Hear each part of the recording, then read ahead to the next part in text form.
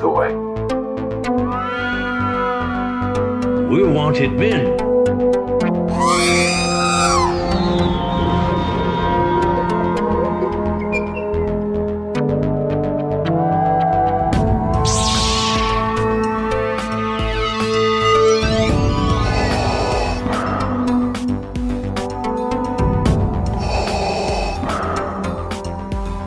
I have spoken.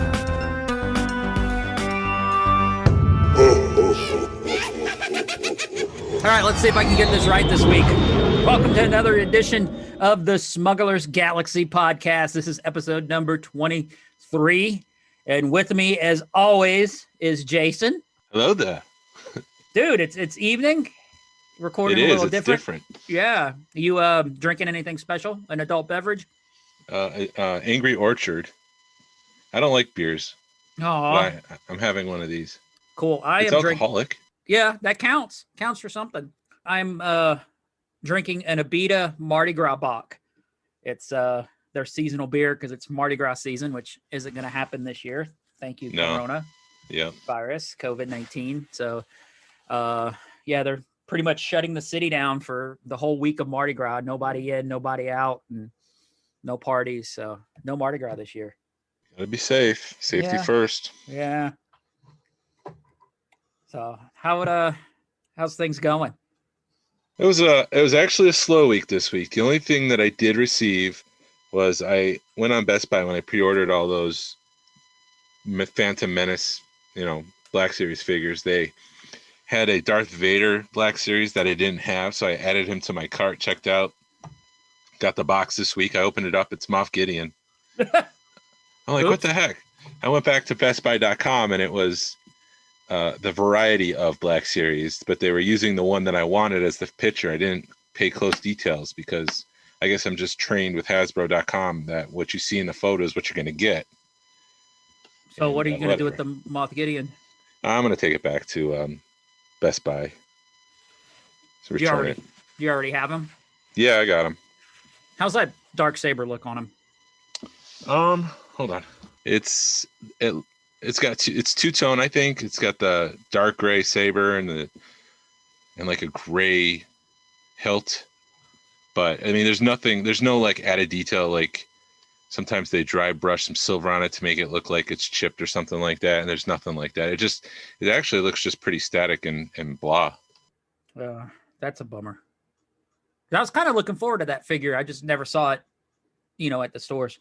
Yeah, and there's no white on the saber like you might see in the show because there is some glowing whiteness, I guess, to it. I mean, there's just nothing there. It's a bummer. Yeah, it's a bummer. It's a bummer. Yeah. I do have a question about Hasbro Pulse. Yeah. Because I ordered the Ahsoka and the Darth Maul. Yep. I don't remember what email address I used, and I can't find the email that they sent me, the confirmation email.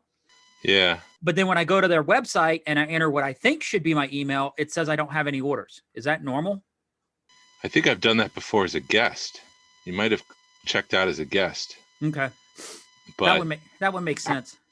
I would call them. They're a pretty good customer service line. Okay. And if you tell them all that information, like your name and possibly even the credit card you put it on, I'm sure they can find that information for you. Okay, cool. But, Because I think I'm gonna have to change the credit card I used because I think we're canceling it. So Yeah. I gotta fix that before I don't want them to cancel my order because they think I'm a deadbeat. That's what Hasbro's been waiting to happen. They're just checking to see when you're going to place that order and if you're actually going to go through with it and pay because we're watching. Yeah, they got to get their money, man. You deadbeat. I am a deadbeat, damn it. Hey, I host a podcast, dude. I am somebody. You are. My name's in the phone book. I am somebody. They should be giving you free malls. Dude, yeah. I tried and they just send me here's an email. Which I'm thankful, we get the email address, but Yeah, we're not heavy hitters, so I have no coffee with Kenobi. no. Ray Park. No, we're not. Did you get anything this week? I did. I actually, some of the art that I had ordered a couple of weeks ago came in. It is some more Bill and Ted pre-production art. It's Genghis Kong, Billy the Kid. I've got like 4 or 5 of each of those. And then I've got some of the unproduced Napoleon, which looks nothing like the figure, but it's a cool piece, and it tells a story of like, where they start and where it ends. And it's got one piece has got a bunch of drawings, of concept drawings, and you can tell they're trying to work it out. But that's cool. I had to buy a binder so I could put it in, because I have no room to hang the big ones on the wall yet. And I had to rearrange a bunch of art and take all my big pieces out of my main room and kind of move them into my stairwell, so I have more room for more art. Excellent. Yeah. And I'm still trying to find the freaking more Bill and Ted. So yeah, that's your side focus. It is that and Back to the Future. I did at the toy show today. Yeah. I have a paint sample fet, and I meant to look and see what. Oh, excuse me. It's that Amber Bach. It's that Mardi Gras Bach kicking in. And I already had a Shiner Bach before this, because I'm doing some work on the house. I'll get into that in a second. But I have a paint sample fet, and I found the production fet of it. So I was able to pick that up today. So, because whenever I have a pre-production, I like pairing it up with the production, so you can kind of see the differences of it. Mm-hmm. Yeah. Yeah, I saw a couple of those at the toy show because I've been getting those episode 1 paint samples, but because of that $200 Falcon I bought, I'm kind of on a timeout this month. But I did see some carded episode 1 Micro Machines, and they had the Jar Jar and the Nuke Gunray that I have as paint samples. So I was thinking maybe I can get that and put it with so I'd have the production next to the paint samples, but I ended up not getting them. They'll probably be there next week or next time. Probably, and I'll just wait because nobody's chomping at the bit, and they were already beat up, so it wouldn't be that difficult for me to open them and put them next to them. Mm-hmm. So, but yeah, and then there was, I know it's not Star Wars, but there was a Rocketeer figure that I'm like, oh, that needs to go on my desk. It's a Diamond Select. It's about 8 inches tall, and it's such a sweet figure. That's one of those movies that I grew up and loved. Oh, nice. Rocketeer, yeah. I never watched it and never got into it. Yeah. Wow. Love it. Love the Rocketeer. I wish they had sequels. I guess it was supposed to be like this is a Star Wars podcast, but I guess it was supposed to be like an Indiana Jones. That's what Disney had in hopes of it becoming more like a trilogy, and it just kind of faded out with that first one, but it's got a cult following. Awesome. It's sort of like a cowboy western space, the brown coats thing. Brown coats. The brown coats with the Serenity. Oh yeah, Firefly. I still need to watch that. I never watched the show. I did see the movie Serenity, and I kind of felt lost because I didn't see the show. But whatever. Yeah. I didn't pick up a whole lot of Star Wars stuff this week. I got some X-Files stuff to go with some other X-Files stuff. I have those little vinyl figures, and I tried making a deal on another freaking pop, but the guy wouldn't bite.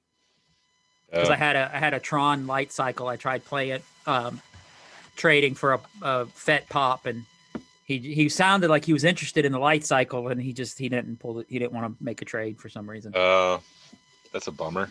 Yeah, but I'll just take the light cycle and sell it somewhere else. What do you think of those Valentine pops that they made with the bright pink Darth Vader and such? It's a money grab, dude. Yeah.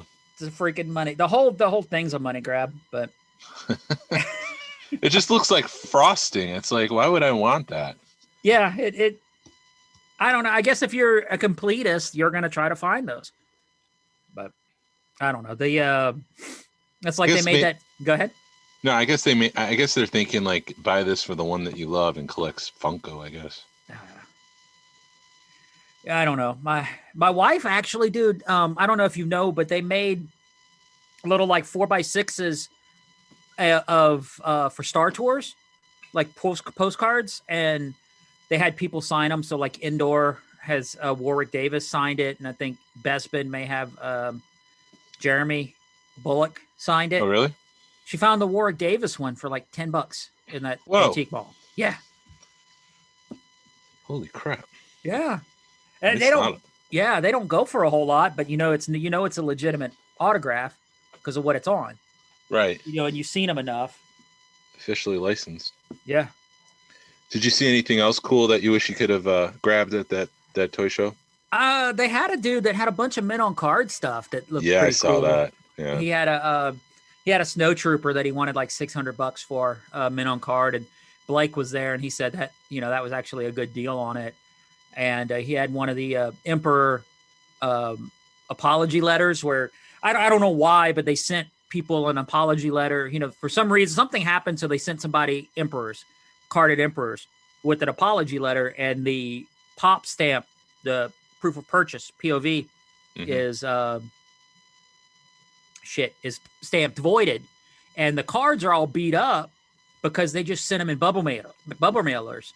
Oh. So it looks like it's real beat up, but you can tell that it's something that people look for, and it's worth a little bit more because it's got that void sticker on it. So there's a story behind it, but I don't know what that story is right now because I didn't look it up. And I'm a bad podcaster. Now you have homework for next show. I will look it up. I could probably look it up right now and it'll tell me. Yeah, no, I saw that guy. He had a bunch of cool stuff in that booth. And then when I saw all those carded stuff and I saw that there were decent prices, I'm like, I'm just going to walk far away from this place. He did have a carded Ahsoka graded that he wanted like $1,200 for. Damn. Yep. I have it right here. I'm looking at it. It's like, is that worth? I wonder how much that's worth without the grade. The one with the baby Jabba? Yeah. Damn. $1,200. Like, and you can always tell, like, they're just astronomical amounts because they never label them. You have to ask and inquire if you're really interested in purchasing. Right. But I don't know if an antique toy show parking lot setup is where you're going to get the $1,200 for that Ahsoka. Probably not, unless you have just the one person that sees it. That's the one. Yeah, like you said. Why the hell is that guy going to have that Ahsoka for $1,200 unless he just thinks that somebody's going to want it? A lot of people will bring that piece in just to get people into their booth. So people will be like, "Oh, that guy's got a carded Ahsoka. Let me go look at it," and then they end up buying something else. Yeah, that's true. That's the gem to bring everybody in, and then you start looking at everything else. Yeah. Right. I can't afford this Ahsoka, but wait a minute. Here's $100 something else that I can afford. Yep. That was probably the booth of the evening of the show, just because he had so much cool. It was the most vintage stuff in one place, and it is kind of hard to find that much vintage stuff, even at a toy show, in one spot. Because like Toylanda's awesome, but you don't know what you're going to get from year to year, because it started off as a GI Joe, and you do have certain people that bring a bunch of Star Wars in. And if they're there, it's awesome. And if not, you're kind of just twiddling your thumbs as a Star Wars fan. Yeah. How did this show compare to previous shows? Because it seemed like it was less than when I went in October. Was it October? I think so. It did feel, light as far as people, but I think the weather kept a lot of people away, even though it was beautiful during the time of the show. We left about 12:30, 1 o'clock. And right then, a lot of people started to pack up because they felt the raindrops. So they were trying to GTFO. But yeah, I enjoy it because you get to see the people that you don't get to see a lot, and like I said in the previous weeks, even a bad toy show is a good toy show because you get to talk more than you do look at toys. Yep, absolutely. They had a couple carded Micro Machines that I was really interested in, and that you mentioned that guy with the booth with the archive, the carded min on card stuff that I really was interested in, and I just kept walking. There's one guy with a ton of Black Series. I mean, he had the archive Bosk that I don't have that I'm really interested in getting. He had that, but like I said, I didn't bring any cash on purpose because I could have gotten in a lot of trouble. Yeah, it's always a double-edged sword when you show up to a toy show without any money. if you have trade bait, it's kind of fun that you can make something happen, but sometimes you feel worse. Yeah. And I felt bad for you because you were just like, I saw all this cool stuff and I can't buy it. Got my shoulders slumped and my head's down. Kicking like, rocks again. You were like, I guess we'll here, we made, I had a couple of Micro Machine stuff that I gave you. We made a trade real quick and you were just like, I'm going to get out of here, man. I got to go. It's tough. No, we had stuff we had to do today, but yeah, it was tough. But it was a great show. It was good to get out and have some fresh air and see all those toys in one place. Whenever we go to those antique stores, antique malls, I'm always excited when you get to that one booth that's just all toys. Yeah, and they're starting to put that one antique mall starting to kind of get the toy booths in there, which is good. Mm-hmm. But yeah, Joanna next month. What is it? March 19th, I think. Is that still on? It's still on. I talked to people today. It's still going to happen. There's we'll see what happens, but they're still planning it. We'll see. Yeah, and talking to the people that I talked to, just generally they were ready for it. But those are the people that have been out and about. I don't know how. I know there's people that are uncomfortable with it, but then I think there's a lot of people that are ready to get back to it.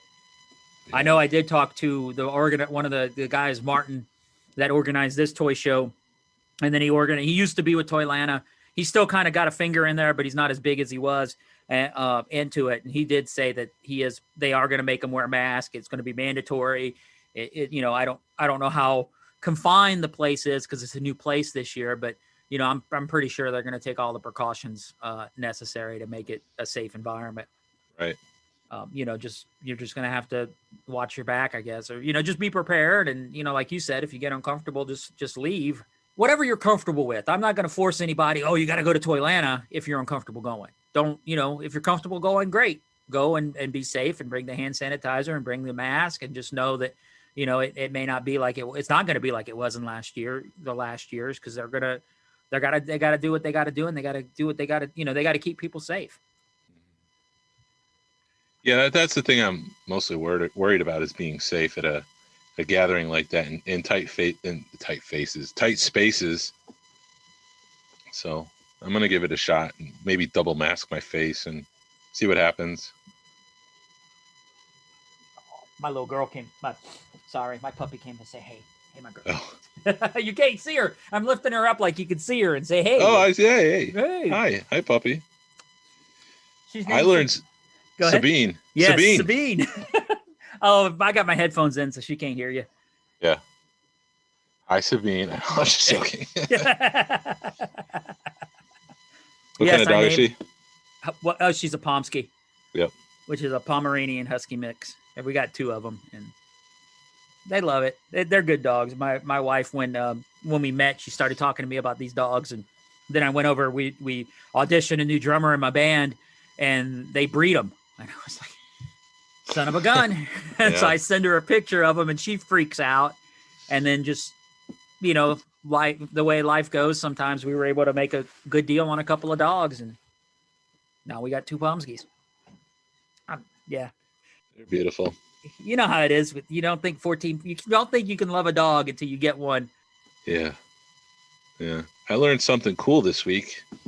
I'm going to have to do this by my phone, holding it up to the microphone, because I just don't have the equipment to do this through the system or whatever. But so this song here from the Phantom Menace.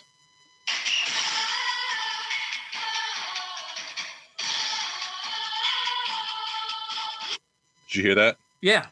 Okay. That is the same song, just slowed down in a different key as this song.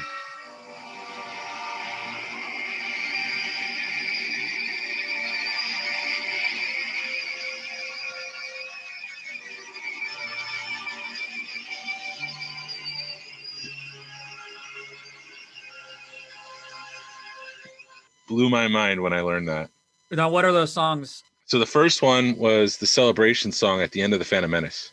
Okay. When everyone's out in the street of Naboo celebrating that they had defeat the Separatists and all that. And so there's the giant parade and that starts playing, but I guess, and then the second song is the Emperor song from Return of the Jedi. So I guess what John Williams is saying by speeding it up and changing the key and using it in the Phantom Menace was that the Emperor is hiding himself. Like even the Phantom Menace itself is hidden in the music of the movie. If that makes sense. Yeah. But that just blew my mind.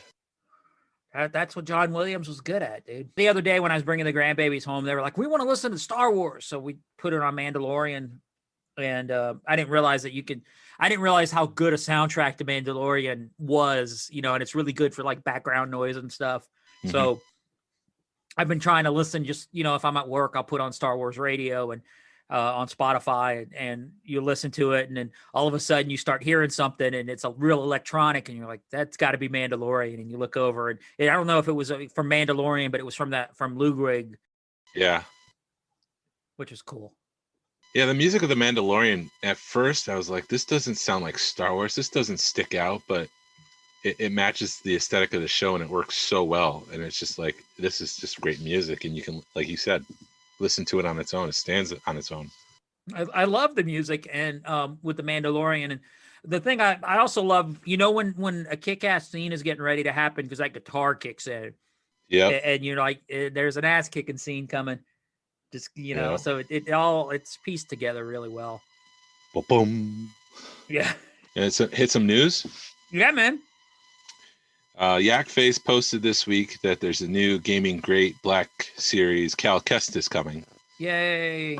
It's I thought it was initially going to be like $44, but I guess that's Canadian. It's still $30, which surprises me for those deluxe figures because GameStop usually kicks up a couple extra bucks and makes us pay for their exclusives. Right. But it's not. It's $29.99. Comes with a gray poncho, removable hood.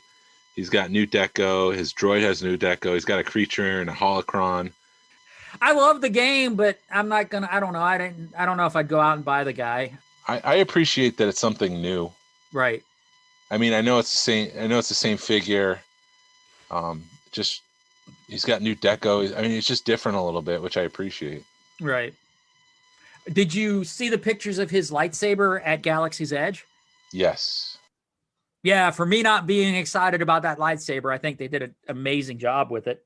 Yeah, it's very detailed because his lightsaber is kind of broken. And so at the tail, I should say, not the tip, the tail of it is kind of splintered apart and you can see the wires exposed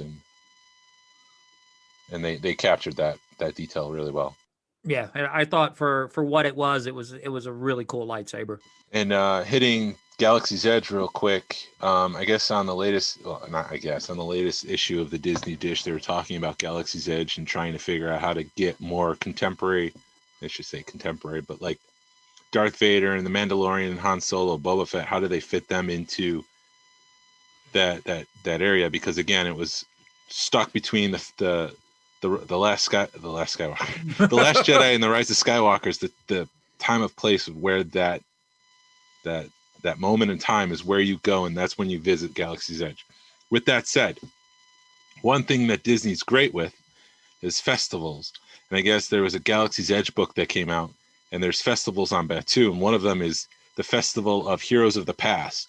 So I can imagine them setting up booths around Batuu and trying different foods and different drinks and stuff like that. And then, hey, look, there's Boba Fett and there's Han Solo. And that's a good way to squeeze everybody into the land.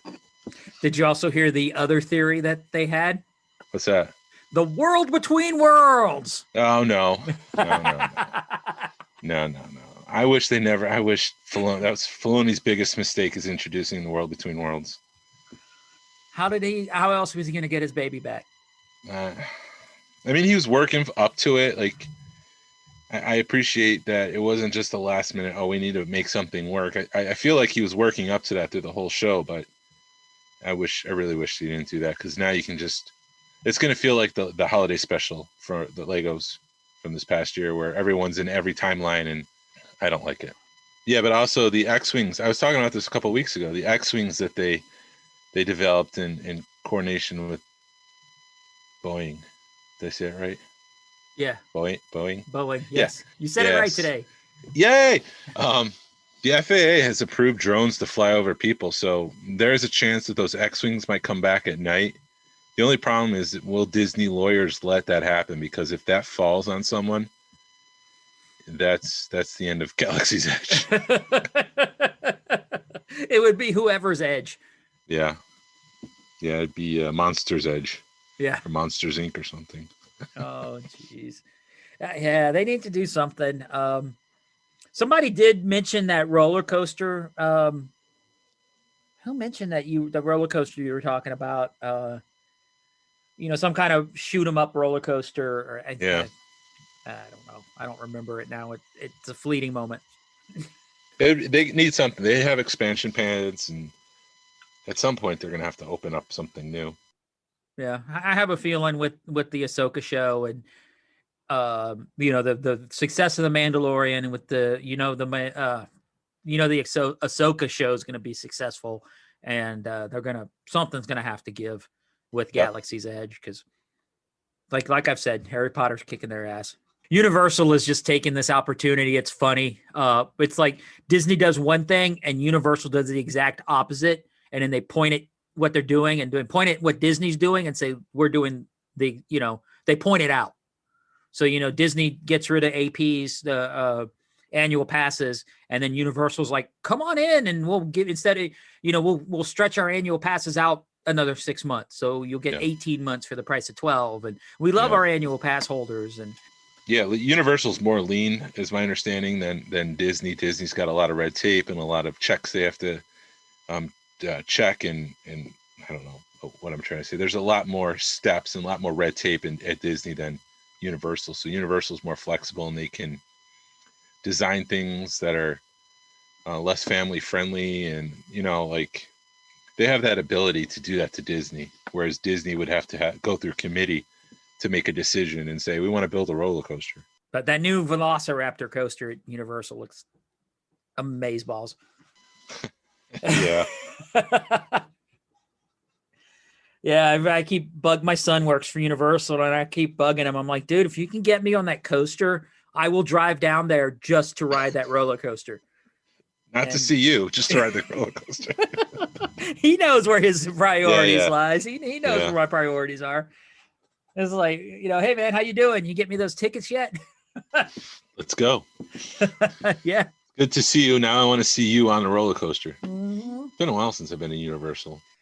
My only issue with Universal is how dated the Islands of Adventure are. They need to update it, but then Disney's got them by the neck, basically, because if they do anything, Disney could tell them no, and then they're stuck. There was a really good podcast because there was two really good podcasts this week going over Universal and Marvel and everything. So it was a good week to hear all that. And I just think it's funny because you walk into Universal, and depending on what park you walk into, they've got this big Simpsons land, which is now owned by Disney.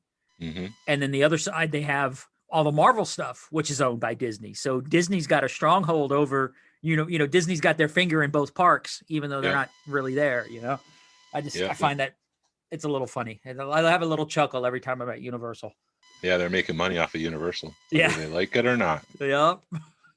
The only other thing that I have, Jon Favreau said that The Mandalorian will lead into the sequel trilogy. And that's all he said. So I think it's more about the creation of the First Order. And I don't think that we're going to see Rey, or Han Solo or any of those. Well, you never know. But I don't think we're going to see Rey or John Boyega or anybody like that show up on The Mandalorian. I think it's more the creation of the First Order. Well, they already kind of half-ass showed Snoke in that one episode. Yeah. Yep, I'm sure we're going to get more of that kind of stuff, though, as the show gets older. I don't know. Anything they do is awesome. So. Yeah. Yeah, we were watching Endgame last night, and Happy Hogan comes on, which is Jon Favreau, and I'm like, hail to the king. There is the creator of Grogu. Made that announcement to the family. Speaking of Marvel, have you been watching WandaVision? Yes. Oh, wow. Oh my God. I freaked out last night when I watched the latest chapter. I don't want to spoil it. It was episode 5, but the ending was just like, holy crap. Yeah, that ending, I saw it and I was like, wait a minute. And then read an article on it because I was like, you're kind of putting, wait a minute, something's familiar but unfamiliar, not to give much away, but then you read the article and you're like, oh, that's where he's from. Yeah. Because I'd watched the first 3 episodes with the wife, and she was kind of, I knew there was going to be a payoff. I just didn't know when it was going to happen. So I'm like, I'm giving it a chance. I'm letting, you're enjoying it. And everybody's like, oh, it's nostalgia and old sitcoms. I'm like, yeah, it's great, but I want to see what happens. Why is this happening? And then at the 4th episode, when they start with the snap reversing, my wife is like, what are we watching? I'm like, this is WandaVision. And she puts her phone down. She's like, I was not even going to pay attention to it. She's like, now that they're doing this, I'm going to pay attention to it. Yeah. Talking to Jason TK, we were in the group chat for the club, and he was trying to get all into it because Narayan was like, oh my God. He was kind of freaking out about it. And Justin doesn't want to do spoilers and Jason don't care. So you're trying to straddle that line of not spoiling it. Yeah. And he was like, do I need to know all this stuff about the MCU? Do I need to know all this backstory? I'm like, dude, if you know the MCU, you're fine. Like my wife got it. I was like, that person's from Thor. And I knew the other guy, the FBI agent. I was like, I've seen him before, but I didn't know where. And he was from Ant-Man. Yeah, Ant-Man. So it's starting to come together, and it's going to be awesome. Wow. Yeah, there's more to come. I saw something on TikTok, and I don't think it was fake, and it hasn't been on the show yet, and it's just, I can't wait. And they keep hinting at the Fantastic Four, and they were talking about an aerospace engineer this past week, and is that Reed Richards? Oh, geez. I missed that part. Oh, you know what? Yeah, I did see that. I missed some of the subtleties to it, and maybe I need to watch it more. But apparently there's a lot of Easter eggs in it that, you've got to be a really big Marvel fan, MCU fan to get. And I think something's up with Monica. She does become a Captain Marvel, and her reluctance to talk to Captain Marvel. There was like a beat or two when they asked her, like, can you just call Captain Marvel? She didn't want to talk about it, and she just wanted to end the conversation, and she didn't want any more further blood tests. Doesn't she in like the old somewhere, and somebody had said something about her actually being Captain Marvel. Yeah. In like one of the old comics. So it's not a spoiler because it's already happened. Yeah. So I just assume that she's already got her powers on the show. But we'll see. Yeah. It's a great show. It's a great show. Yeah. It was cool seeing the snap reverse and how everything, the other half of the snap being reversed. I heard the snap being called the snappening. So I always call it the snappening now, like the happening, but it's the snappening. Hey. Yeah, why not? Yeah. Everybody loves little nicknames for stuff. Yep. Why not? Yeah. So I think we got covered all of it. Done did all the news, Jason. We did it all. That's right. Yeah. So we'll move on to the topic of the week. We've kind of been going over toy shows and everything. So the natural progression is celebration. So we just kind of wanted to take a minute, kind of talk about our experience with celebration, give some pointers, and just spend the next few minutes just talking about how awesome celebration is. Basically celebration is just basically Star Wars Con. It started, I think, it started in Colorado, right? Or Denver. Or Denver. Yes. Denver, Colorado was Denver, Colorado. There shows I know my U.S. territories. Awesome.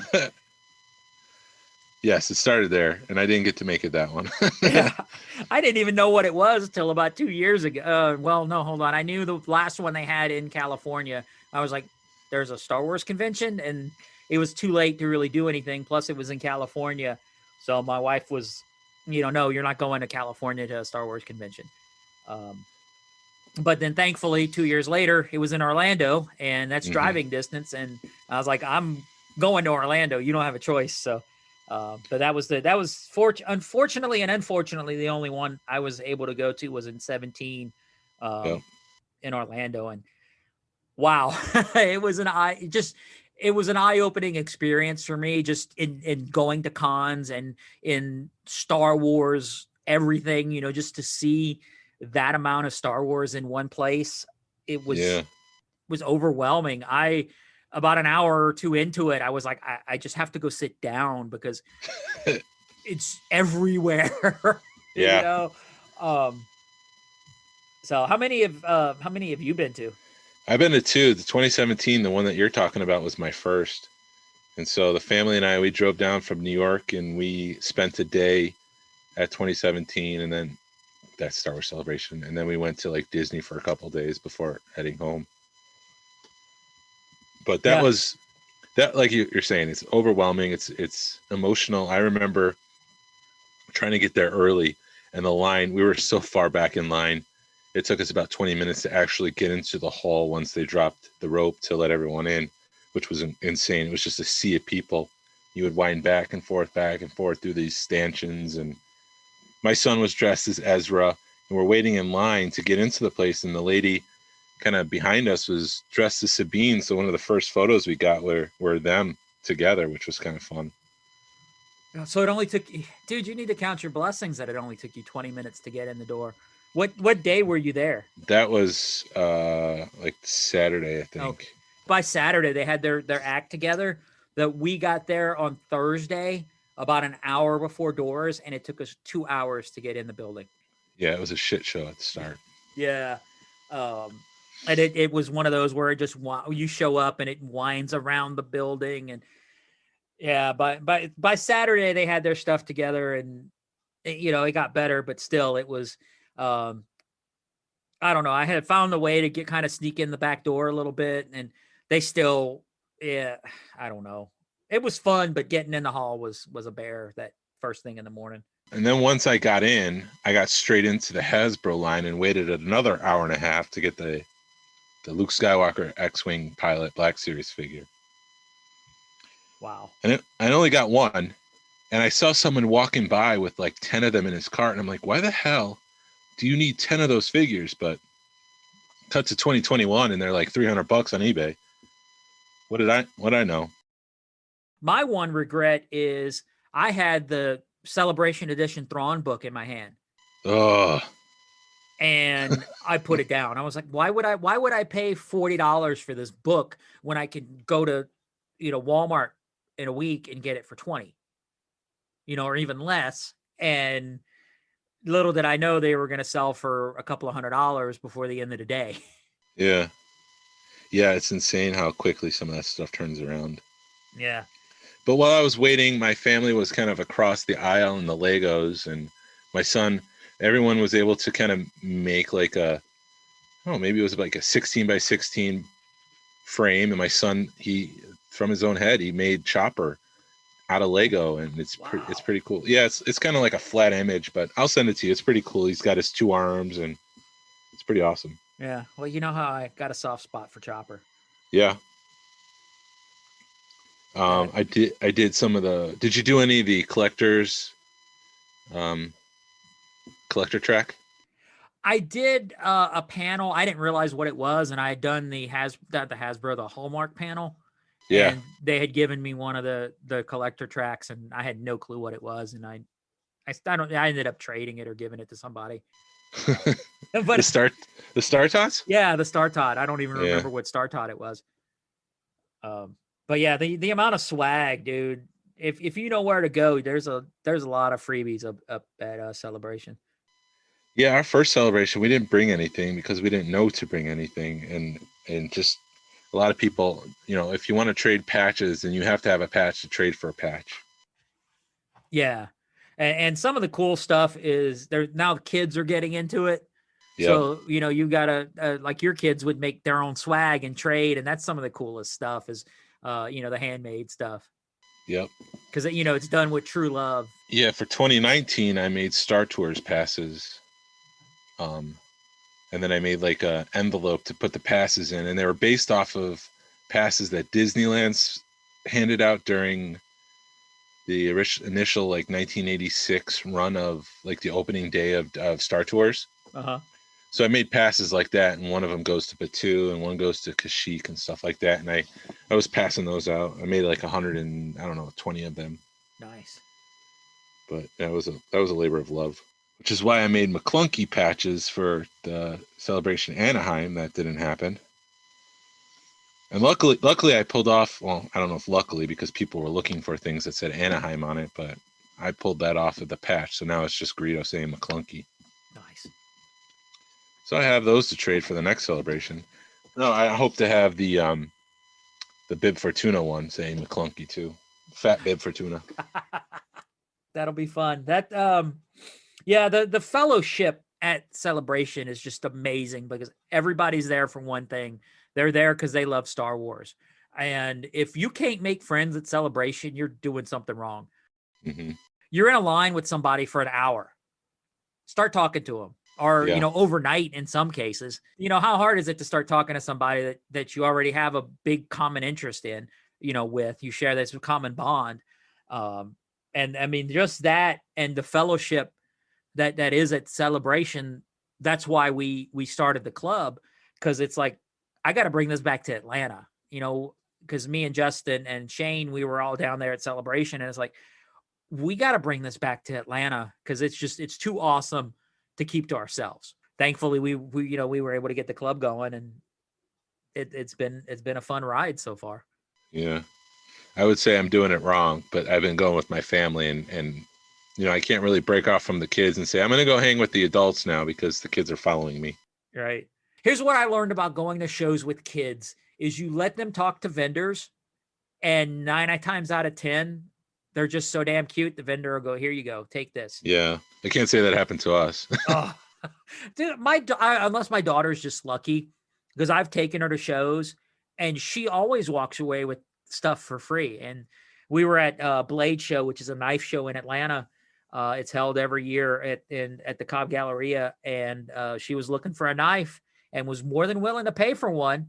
And I was trying to get her to spend like $20-$30 on one.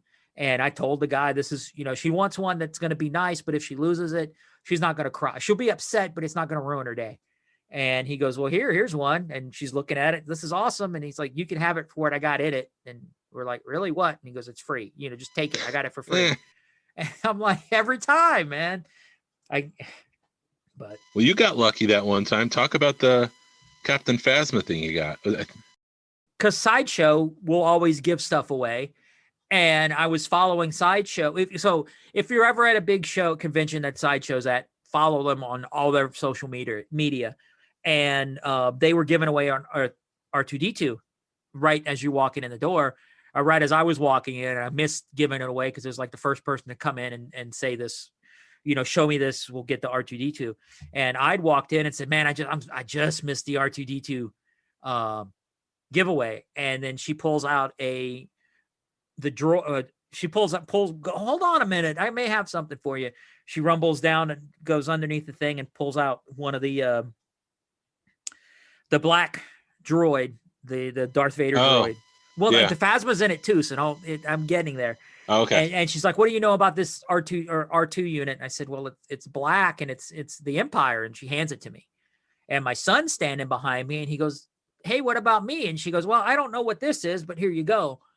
And we kind of we were like, awesome. So I'd gotten the droid, and then my son, as we walk away, we get to where we could stop and open it up, and it was a 6-inch or 3 3/4, whatever. I don't know the scale off the top of my head, but it was a Captain Phasma. So that was 2 Sideshow pieces that they just, here you go. So that kind of paid for our tickets for that day. That's awesome. Yeah. And there's always giveaways throughout the day because, like Nissan was there because that was when the Rogue One editions were coming out, and they had a big thing, and they were giving away the Darth Trooper keychains, and they had Star Wars Celebration stamped on them. There was a airline, Japanese airline. They've got have a R2-D2 plane. And they were giving away stuff. They were giving away pins. It was I guess a progressive prize or whatever. So you could win a pin, or you could win a travel pouch, or you could win an actual model of a plane. that Anthony Daniels, which is C-3PO, not R2-D2, but they had both planes. They had an R2-D2 plane and a C-3PO plane that he had signed. And of course, there's one plane, but there's all kinds of fun ways to, you don't have to have a lot of money to do Celebration. As long as you, just get out there and enjoy being around people. That's the one thing I do like about Celebration versus like Dragon Con. Dragon Con's more of a fan event where with an event that has a lot of commercial vendors there, like you get, there's more chances to see new products, and they do have, swag that they give away versus somebody who's a mom and pop. Yeah, that makes sense. Yeah. Celebration's just awesome. No, I'm looking forward to going as an adult without kids, because I want to do some of those room sales, and I want to be able to hang with people, because I've met so many people during quarantine that I didn't know before. And I would love to spend some time with them and talk to them and get to know them a little bit, and just kind of, as you say, shoot the shit. Yeah, dude, room sales at Celebration. Oh my God. That's what I'm really looking forward to. I didn't know the awesomeness of room sales, and I'd spent my budget, and I'm sitting in room sales where I could have completed my collection for a couple of $100, gotten really good deals on a bunch of good figures, and just oddball stuff that I had no clue about.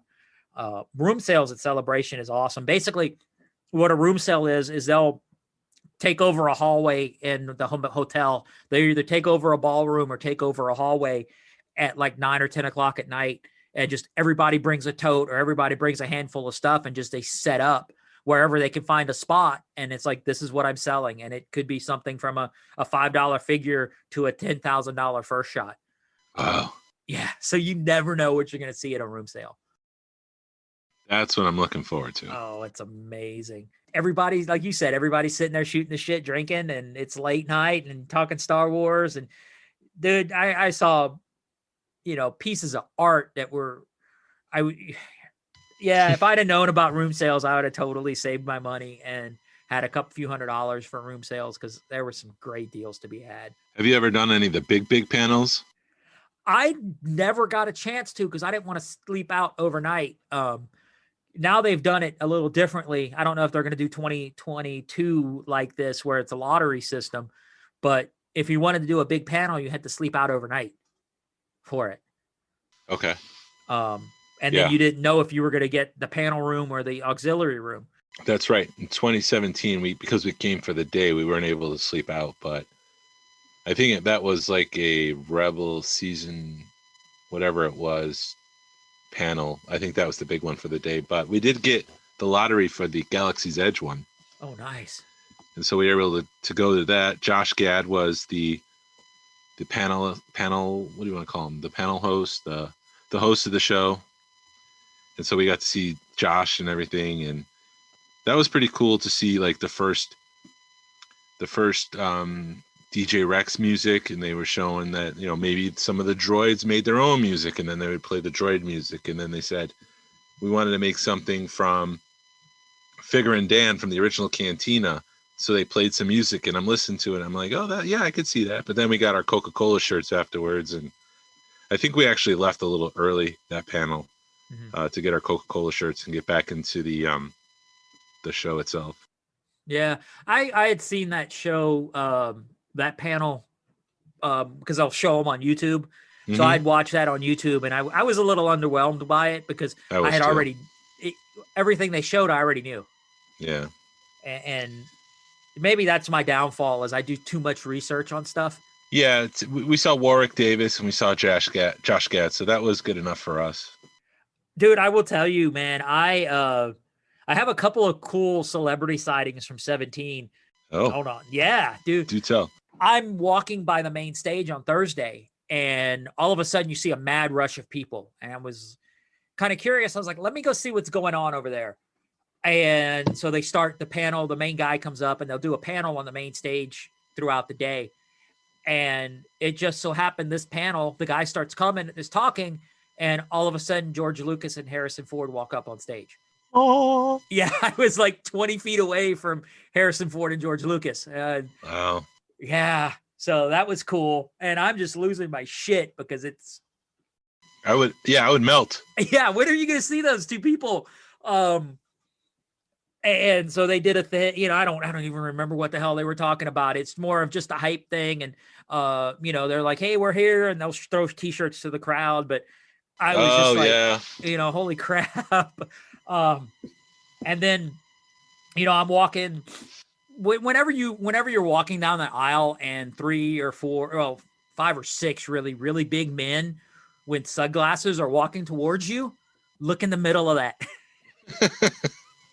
They're protecting someone. Ian McDermott, is it McDermott? The Emperor. Yes. Was in the middle of that one time. Good. Yeah. So I was just like, it's the Emperor. There he is. And then I also, the band Anthrax, I was kind of, looking at their schedule, and they were playing Orlando the same time as Celebration. So I'm like, I'm going to keep an eye open for their drummer because I knew he's in the 501st and stuff. And as I'm walking into the show Saturday, Sunday morning, whatever, there's another big crowd of big men, and he's in the middle. The drummer's in the middle. And I'm like, I went to, at least say, hey man, how's it going? And he just kind of shook his head like, I see you, but don't fuck with me. And keep your distance. Yeah, keep your distance. Hey man, how you doing? Don't come any closer. And they will run your ass over, man. I had the back when 90210 was big, we were at a World of Wheels, and the guy with the curly hair, Ziering. Yeah, something like that. He did the same thing to me. So I have a way of just getting run over by famous people. Oh geez. Yeah. That's not fun. No, my run-ins, I saw J.J. Abrams and Kelly Marie Tran on stage at the Star Wars show. I saw Anthony Daniels on stage for the Star Wars show. I saw Mark Boudreau walking coming from the Hasbro panel into the main hall, and I stopped him. I'm like, hey, can I take a picture with you? He's like, yeah, sure. And it's kind of funny. My wife was the one taking the picture of us. And for those who don't know, Mark Boudreau worked at Kenner. He worked at Hasbro. It's my understanding that he worked on every single Falcon for the past 40 years. And I think one of his last projects was the sail barge. And so when my wife is taking the photo of me and him, she was looking at his wife, and she was just kind of like beaming and so proud. And she was like proud that she was feeling proud. And it was just like, it was fun. It's fun to see him. Yeah, it's fun when those guys are getting their dues, and they're known, and when they're getting their respect, because those guys deserve a lot of respect, and they don't deserve to be bothered, because that's the one thing that'll get you. They'll quit talking to you real fast when you're like, hey man, you got any prototypes? You got anything for sale? They don't want to hear that crap. They just want to, hey, you did an awesome job, a handshake, and you go on about your day. And that's all I did. That's all I did. I was just like, can I have a photo, please? Because I was just so excited to see him. He's like, yeah, sure. And that was it. Yeah, I did that with Timothy Zahn. He had done, because they, with Thrawn, the last Thrawn trilogy had been released, so there was a big push for it. And he was doing a shit ton of signings throughout the days. He was doing 3 or 4 signings, about an hour long a piece during the day. And he had just gotten done, and the line was forever. And I can never get with him to get something signed, because one time he was with Ashley Eckstein signing, and I went to get in line, and it's sort of the same thing. It's sort of the scene from the Christmas Story where you get in line and you hear the lines back there, and then you go to get, and it's 30 or 40 people deep. And then when you get to the back of that line, they're like, dude, line's closed. So I didn't get to do that, which was kind of sucked. But anyway, I'd walked by him right as he was finishing a song, he's packing everything up. And I'm like, Mr. Zahn. And he kind of looks up and he's like, shit. And I say, I want to thank you for saving Star Wars. I can't wait to read Thrawn, and thank you for saving Star Wars. And he just smiled. He shook my hand and he said, you're welcome. And I said, have a good day, and that was it. And you could just tell he appreciated he went from, oh shit, to thank you. And, you kind of learn that from that experience, I learned that's all people want. They don't, just tell them thank you, shake their hand. Awesome. And you go about your business. Don't bug them. Al Franken. Al Franken. Yeah. This is before he got whatever that scandal was. But I was with Honor Flight in Washington, D.C. I know this is not Star Wars. I was at Honor Flight, Washington, D.C., and he was there to see I think it was the Michigan Honor Flight come in at the memorials, and I was with the Syracuse Honor Flight. And I was like, yeah, I just got to take a shot. I said, Mr. Franken, thank you for all the comedy on SNL because I loved his Stuart Smalley character. And he's like, thank you for remembering. So it just told me that they appreciate that fans appreciate their work. Yeah. That's all they want, man. Yeah. I got a funny anecdote to go along with the Timothy Zahn. So you have all these people that want to meet Timothy Zahn at Celebration. And then the next year I'm at Dragon Con, or not the next year, but the same year I'm at Dragon Con for that year. And I'm walking down the street and there's hundreds of thousands of people. And I look up and there's Timothy Zahn in a sea of people trying to getting frustrated because he can't make it down the stairwell. Oh. So it's just like, wow. That sucks. Yeah, it was just funny, the highs and the lows, man. Yeah, I mean that's probably the only place that happens to him, I would imagine. Uh-huh. I don't think he has problems walking down the staircase at his mall, like a Taylor Swift would. Right. But at a Celebration, he is the Taylor Swift of the group. Right, but nobody knew who he was. He was just a guy in the crowd trying to make his way through the crowd. Oh, I thought you were saying that. Okay. No, he wasn't getting bombarded. He just was trying to make his way through the crowd. And you know how it is at Dragon Con after the parade. No, I've never been. God, it's a sea of people. Imagine Peachtree Street from one end of the road to the other end of the road, full of people miles down the road, for miles. It's insane. I got uncomfortable there, and I like people. I like being in crowds. And for me, it was ridiculous.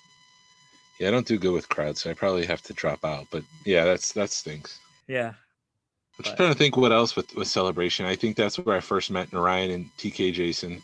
Nice. I was in the collector's track swap place where we were trading, pins and buttons and all that stuff. So I met them there. I think I met Susan there for the first time.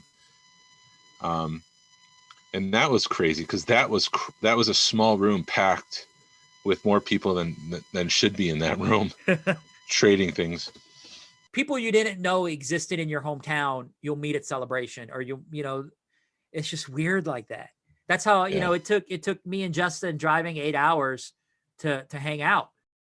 So you guys didn't know each other before Celebration? We knew each other, but we didn't hang out in Atlanta. I've been to Diesel's bar a couple of times, and we'd wave, hey, you're here. Cool. I'll catch up with you later. And we didn't really talk, but it took us driving the 8 hours to get together and shoot the shit over a beer and talk Star Wars. Yep.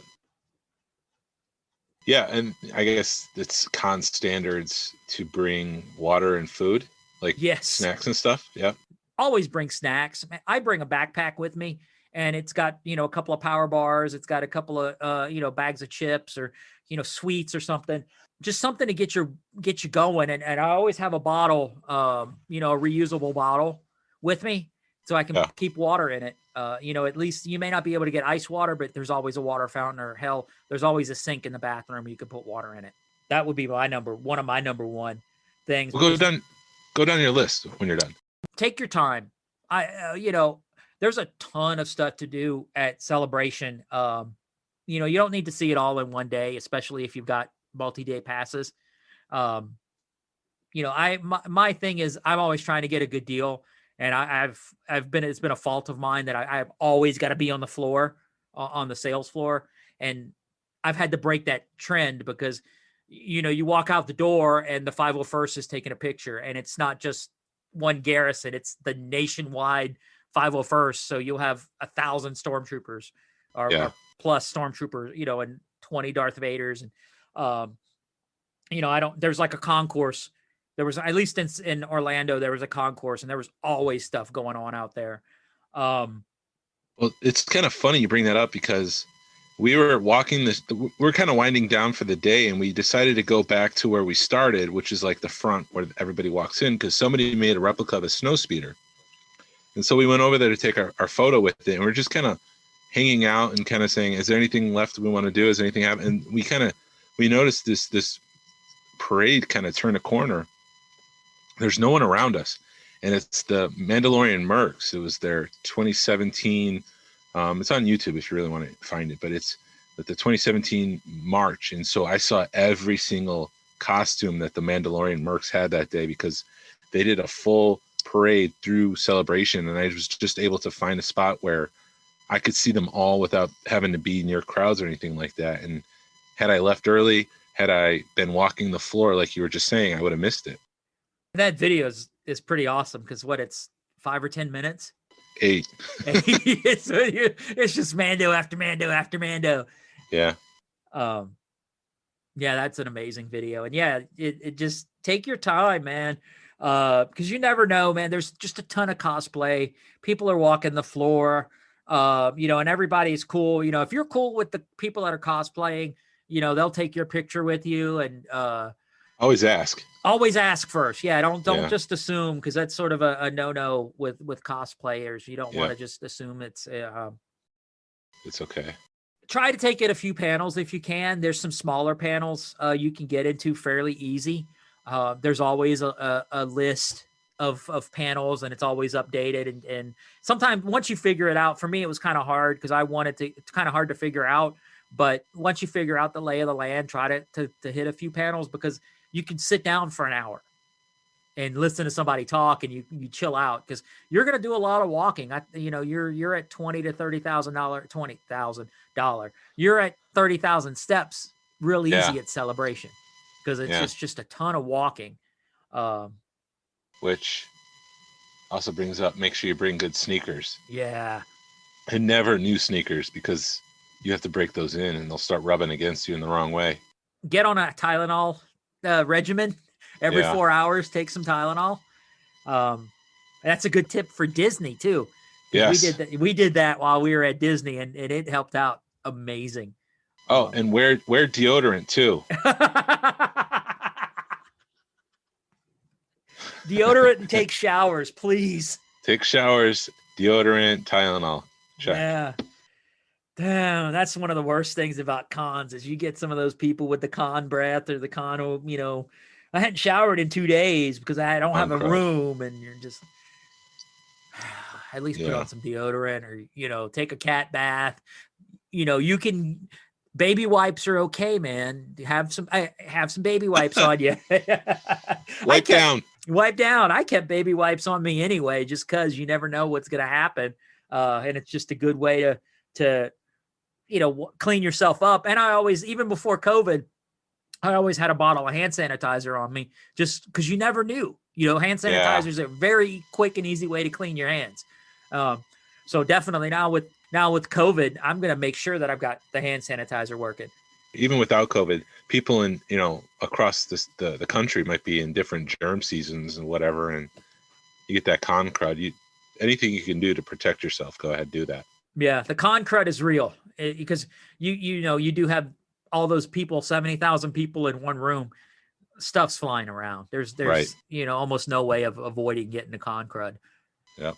This is kind of goes with everything that we've kind of said.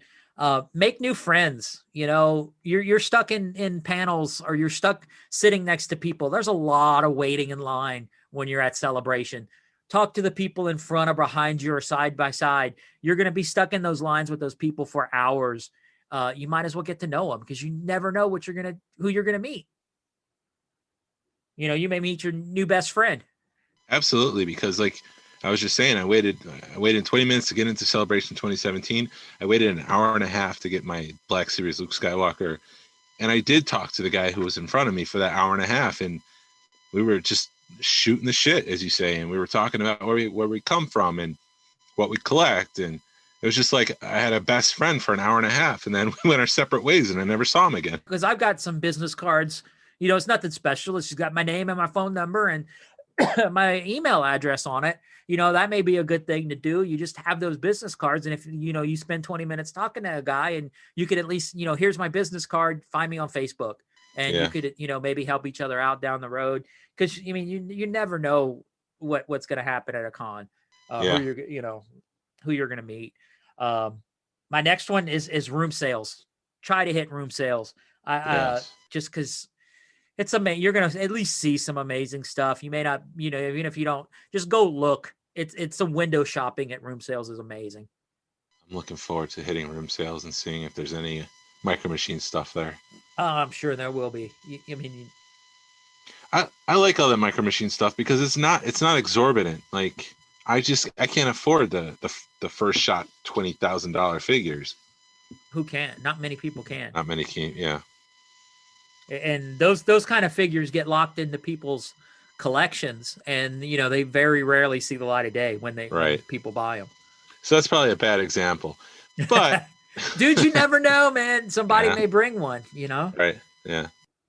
I do have another one. It's kind of a joke, but don't sleep. You're not gonna. Don't think you're gonna sleep because it's a party, man. It's 24/7 party. And it's just Star Wars all the time. It's awesome. Yeah, take your time, take photos. If you're like me and bring your family, let the family have time to do what they want to do, which it does suck for somebody who just wants to go try to do everything. You have to stop and do something with the kids, but I think it's important to set that in your head before you go, that you're not the only one. There's photo opportunities. Take the photos with the kids. Have fun. Let them talk to the cosplayers and ask them if they can take their photo. Yeah. Yeah, there's a lot for little kids to do because I remember they were doing droid races where they just had like the inflatable droids and they were letting the kids play with them. I don't know if they had more elaborate droids, but I know people were bringing their droids and they were having droid races. Yes. Lego always has a setup there, and I know in 17 they were building, I think, a big Millennium Falcon, and you could walk up and build a piece for it. And that's right. Yeah, that's what my kids did. So they were like, here, today we're going to build this piece. And then you'd make it, and then you'd go put it on the big, somebody would tell you, you're going to put it on this big piece. And it was like this huge Millennium Falcon that everybody had a part in building. But yeah, it's really fun for the whole family.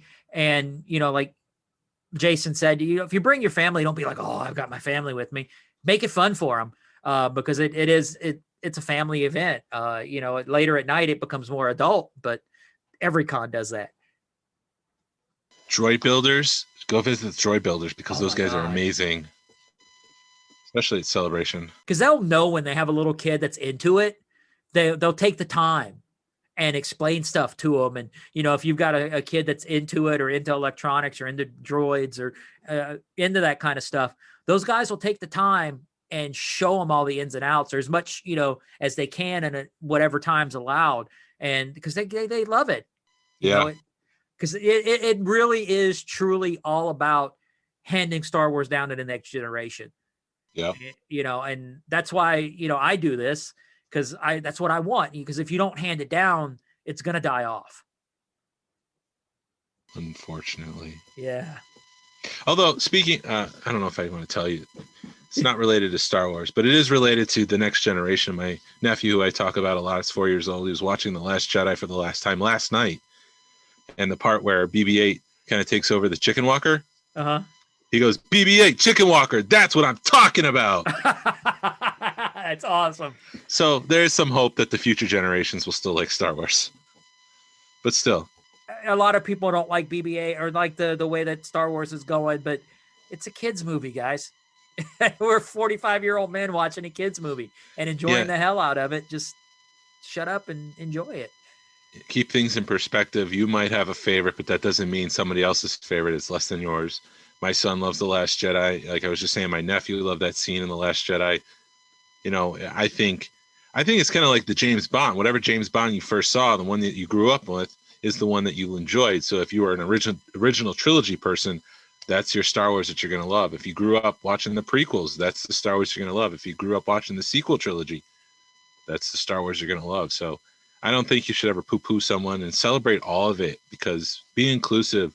If Hasbro's making, if we get more people involved, Hasbro's going to make more figures and they're going to make more collectibles, and it benefits us all. Right. And I know I poo-poo on Hasbro a lot about making repacks and repaints, but yeah, shit, I don't know. As much as I poo-poo on it, I enjoy it, but it's kind of fun to poo-poo on them, I guess. I don't know where I'm going, but No, you're right, because I've been feeling guilty lately because we've been poo-pooing Hasbro a lot lately, but that this Millennium Falcon that I have is just an amazing piece of work. The coloring is great, the electronics is great, the figures are great. The fact that I can switch it from original trilogy to Galaxy's Edge is amazing. Like, they do some great work. The sail barge is amazing. A lot of the vintage collection, the Black Series, it's just all amazing. It's just, I think I don't like the repacks, and they're doing it so frequently now. It's becoming a broken record. When Hasbro hits it out the park, when they make a new figure and they get it right, it's amazing. But yeah, like you said, the repacks, it's getting very repetitive. But I guess it's I don't know. It's fun to make fun of them, but I don't want to piss them off too much to where they quit making stuff. Yep. And then my last tip is try to stay on site, because when I've never stayed on site for Celebration, but there's a con in Charlotte called Heroes Con, and we got fortunate and found a hotel that was within a block of the con. And it was a host hotel, or right next door to a host hotel. So when you're at the hotel, you can go down at the bar and it's full of Star Wars fans. You don't have to drive anywhere. You can park your car for the weekend and never have to leave. And it makes a big difference if you can swing it. If you can get in too, because those things book within seconds. Yeah, they announced Celebration. They're like, we're thinking about doing it in Chicago, and everybody books it. It's booked out really, really fast. Which sucks, because like Celebration, we had to stay out in Naperville, which was 30 minutes away. But I also had my cousins out there, so it worked out that I was able to stay with them for free. But it was still not fun to have to drive Chicago traffic 30 minutes to get into the city. Yeah, Chicago traffic sucks. Chicago traffic's not all that fun.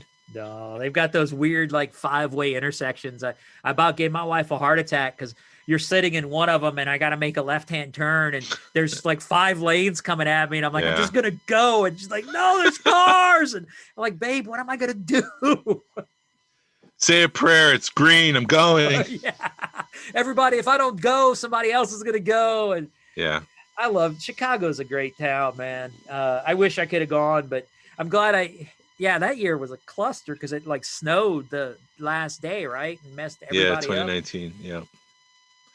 And I think they learned their lesson with the Monday, because that one was Tuesday through Monday. And I don't think a lot of people were there for Monday. So I don't imagine them doing that again. That was kind of a waste, man. I did, because they did the Thursday show. The Thursday day of the show was like their bounty hunter day. And they made it seem like it was only going to be a limited amount of people, but it just turned out there was no programming that day. So everybody could be on the sales floor, trying to, having a day on the sales floor and not have to worry about, I need to go see this panel. Yeah. But that sales floor is overpriced too, by the way. Yeah, it is. But there's gems out there and you'll find stuff. You can find stuff that you're looking for. You can find that gem. But yeah, you gotta know what you're buying, and you've got to be prepared for it to be overpriced because it's not cheap for those people to get in there. And also get involved with the collector clubs. If you see a booth of somebody nearby, just go up and talk to them and introduce yourself and learn to join. Learn how to join. Yeah, that exactly. Because there's collectors clubs for all over the place. Almost every state, or at least every region, has a collector club. Even overseas. Yeah, it's amazing when you get into that Facebook community. The Facebook community is very welcoming. So get involved with it and talk to, like Jason just said, figure out a club and talk to them. Don't forget to have fun. Yes, have fun. Take Same your thing time. goes with a wedding. No, have fun. Take your time, like you're saying. Artist. That's the artist. Oh my God. Yeah. The art at Celebration is, oh my God, because they have a section that's all about art. Just an artist. Because Lucasfilm really likes to support the artist. and they do an art gallery, and there's artists that are there painting and showing their stuff off. And there was art. I got a free piece of chopper art because they're like, come back at 5 o'clock and we'll give you, we're going to give 20 pieces of this chopper print away. And yeah, support those artists, man.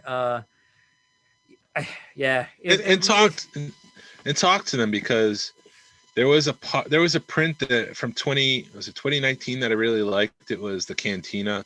It was kind of like vector graphics. It was all in shadow, but the Cantina itself was lit up, but all the characters were kind of in black shadow. And I was humming and hawing, like, do I really want to get that? Do I not? And then I got to the booth. By the time I got to Celebration, it was sold out. And I spoke to the artist, and I'm like, it's such an amazing piece. I really regret not getting it. He's like, oh, really? I'm like, yeah. He's like, here, let me give you my email address. And he had a couple artist proofs that he sent me afterwards, but same price and everything. But it was cool to get the one. And had I not spoken to him, I wouldn't have had that opportunity to buy it. Right.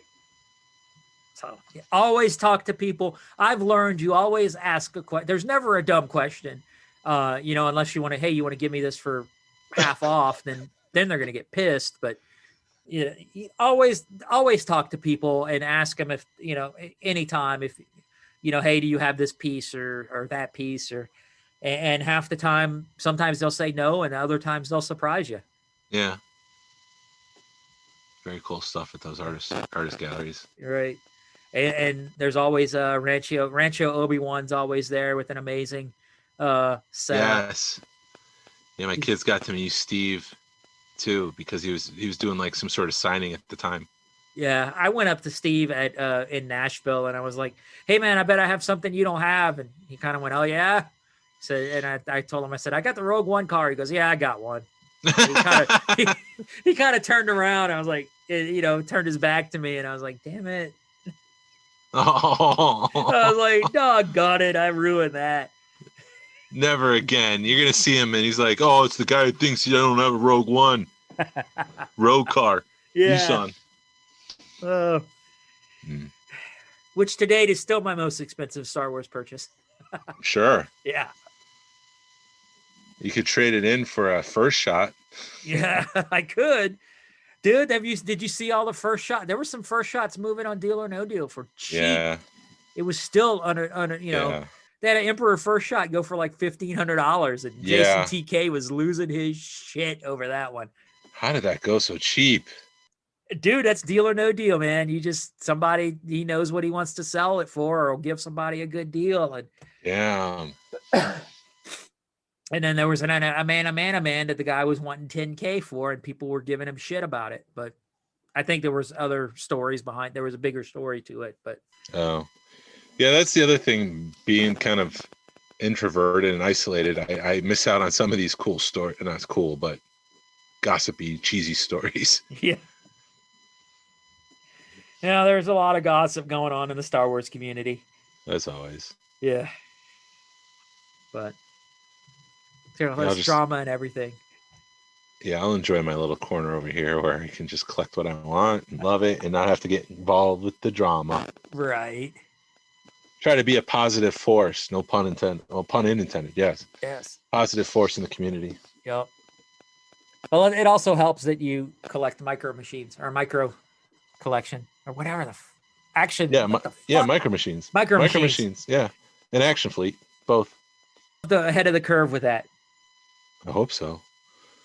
You're one of the, you got your own little niche, which is awesome. We got to stop talking about it, because then people are going to be like, oh, I want to get in on that. Yeah, I felt bad for you, dude. The guy that had that loose lot for like $100 knocked it down to 60 towards the end of the day. Oh, and I had most of it. Yeah, I figured you would. I didn't know if it would have been one of those where you just, I'm going to buy it to buy it, or. There's a lot of loose stuff that I just already had, and it was beaters, and I keep harkening on this. I have my brother's collection, so I have 2 of everything, and or a lot of things I have 2 of, so I don't need another lot. Right. But I am looking at buying stuff in the box, and that's the kind of stuff that I'm focusing on right now, is buying the micro machines in the box. Yeah, that's awesome. Anytime you can find something in the box is incredible. Any other tips for Celebration? Money. Money. Make sure you have money or credit on your credit cards. I kind of hide my money on me. Do you do that? Yes, I do. I have nothing inappropriate, but I do have where I'm trying to scan, a few dollars every paycheck, 10 or 20 bucks every paycheck. And no, I mean, when you're at the convention, do you hide the money? oh, like from the wife or just kind of in your pocket? Like in your pocket. Yeah. Like, so nobody a little bit. You kind of have hiding spots for it. Okay. I want to make sure that I'm not paranoid when I do that. No. But then you see people like throwing money down. I was at the Nashville show last Nashville show, and I see somebody that I know is making a deal, and I know it's a big deal, and you acknowledge them, and you're like, okay, cool, I'll catch up with you later because I'm going to give you your privacy. And he waves me over and it's like, no, come on. And you just see him just thousands of dollars cash, just like, and I'm like, wow. Afterwards, do you ask him, what was that like? I probably should have, because that was being in on that was kind of cool. Yeah. Or being a fly on the wall for that transaction. And, wow. But he was just honest about it. He was excited and he wanted to share it with his friends. And, I'm checking one off the list. Wow. Yeah. So. That's pretty cool. Yeah, it was cool. I think that's it, man. Yeah. Any more fun? I don't have any tips. Yeah.